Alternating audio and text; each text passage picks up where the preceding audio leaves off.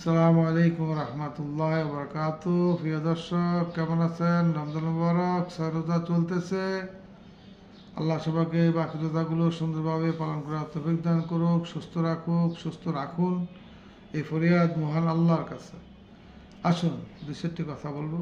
কথা বলতে গেলে আমার এই সামান্য কথা তো হবে না, একটু বুঝে নেবেন কি বলতে চাই।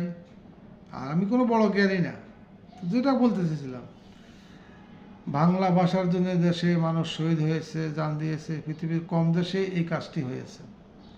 যারা শহীদ হয়েছে, জান দিয়েছে, আল্লাহ পাক তাদেরকে উত্তম জাযা দান করুক, এই দোয়াই করি।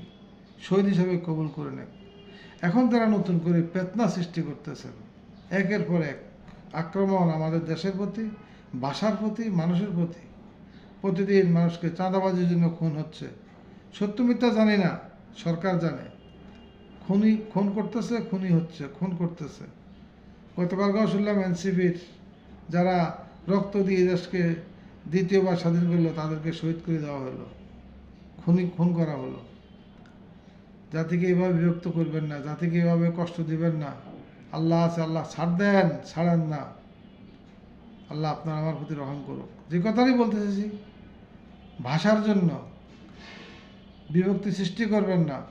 বাংলা ভাষার ভিতরে পাঁচ মিশালি ভাষা, অতএব এটা নিয়ে বাড়াবাড়ি করার কোনো দরকার নাই। জাতিকে বিভক্ত করার কোনো প্রয়োজন নাই। যেভাবে চলে আসছে সেভাবে চলতে দেন।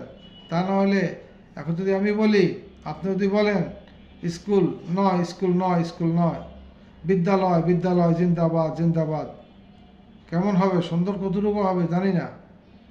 শেয়ার নয়, শেয়ার নয়, কেদারা, কেদারা, জিন্দাবাদ, জিন্দাবাদ। মেনে নেবেন? বলবেন? যদি পারেন তো বলতে থাকেন। অফিসার নয়, অফিসার নয়, তাকে কি বলবেন? ওইগুলো বাইর করেন। বাংলা ভাষা নিয়ে এই আমাদের যেটা চলে আসছে, এ নিয়ে বাড়াবাড়ি করা ঠিক নয়। যারা করতেছেন তারা জাতির শত্রু, দেশের শত্রু। তারা বিদেশিদের বুদ্ধিতে আমাদের দেশ চালায়। আল্লাহ আমাদেরকে হেফাজত করো, আমাদের দেশকে হেফাজত করো।